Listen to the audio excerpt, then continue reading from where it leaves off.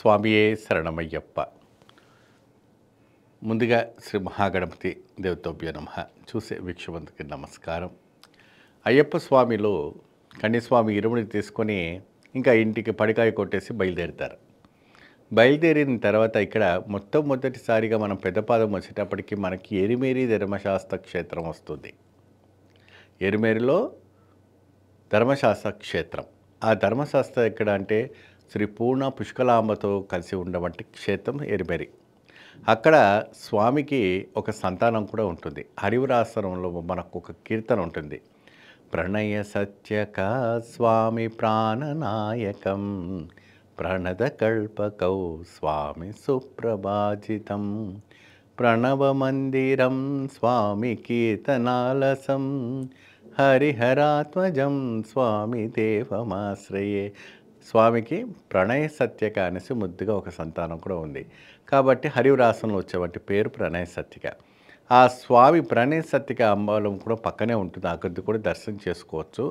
ముట్టిగా స్వామిని వేటేరాజా స్వామి దర్శనం చేసుకొని అక్కడ పేటెతుడి ఆడి అక్కడ ఉన్నటువంటి హరిజన గిరిజన ఒక సంస్కృతిని మనం పాటించేసి మనకు ఎందుకంటే ఎప్పుడైతే కూడా మహిషిని మర్దించిన తర్వాత అక్కడ ఉన్నటువంటి గిరిజనులు కానీ అక్కడ ఉన్నటువంటి హరిజనులు కానీ ఆ ఒక స్వామికి వేడుక కోసము పేటతులి వేస్తారు.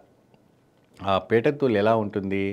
విశిష్టమైనటువంటి ఒక భంగిమ అవతారంలో మనకు కనపడుతుంది. కులము, మతము, భేదము, నీచము, ఊచము, వయసు, పెద్ద చిన్న ఎటువంటి కూడా కనపడదు. ప్రతి వారు కూడా సరి సమానమని భావము తత్వంలోనే ఆయన తీసుకొచ్చారు అయ్యప్ప స్వామి. చిన్న 16 ఏళ్ళ వయసు కుర్రాడి నుంచి 90 ఏళ్ళ వంటి ముసలి వాళ్ళు కూడా సరి సమానంతో తాండమాడుతూ అయ్యప్ప దగ్గర పెడుతులు ఆడతారు. ఆడిన తర్వాత పెద్దపాదం నడుస్తారు.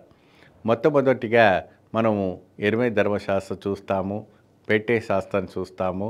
తర్వాత కాడిగట్టి అనే ఒక ఆశ్రమం వస్తుంది. ఆ కాడిగట్టిలో ఏంటంటే ఎప్పుడైతే కూడాను ఉమామహేశ్వరులు కైలాసం నుంచి దిగి వచ్చిన తర్వాత నందికి కాలు కట్టేసి ఉంటారు. ఎప్పుడైతే కూడా మహిషిని వర్ధించిన తర్వాత ఆ మహిషి ఆ ఒక శరీరం అనేది సూర్యచంద్ర ఆకృతితో ఉప్పుగా లావుగా అవుతుంది. కాబట్టి ఆ సమయంలో వారు వచ్చేసి సకల దేవతలందరూ కూడా వారి పైన పెట్టి వారిని మంత్రోచ్చరణతో శాంతిపరిచారు. అది అక్కడ మహిషిని వర్ధించిన వంటిది అళుదా క్షేత్రంలో ఉన్నవంటి కళింద్ర కుండ్రం కాలగట్టి తర్వాత. కాబట్టి ఈ కాలగట్టిలో నుంచి మనం చక్కగా వెళ్తూ ఉంటే మనకు కరిమలం తోడు, కరిమల ఏట్రం, కరిమల ఎరకం, పిర్యానవట్టం, సిరియానవట్టం, పంబా నది. పంబా నది చేరేటప్పటికి పంబై వెళకు పంబ సత్తి చేసుకొని చక్కగా కన్నిమూల గణపతి ఉంటారు.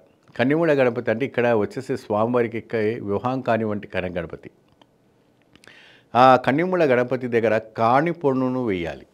మీ మొక్కు ఏదైతే ఉందో ఆ మొక్కు ఆ కాణిపొన్ను స్వామివారికి సమర్పించిన తర్వాతనే అక్కడ ముత్రతేంగ కొట్టేసి పైన కొండపైన వెక్కాలి. ఆ కొండపైన ఎక్కేటప్పటికి అప్పాచిమేడు, ఇపాచితులి, శ్రీరామపాదం, శబరిపీఠం, శరంగుత్తి స్వామి సన్నిధానం. ఈ సన్నిధానం వరకు చేరుకొని చక్కగా అయ్యప్ప బంగారు మెట్లు ఎక్కి కొబ్బరికాయ కొట్టి అభిషేకం చేసుకొని రండి.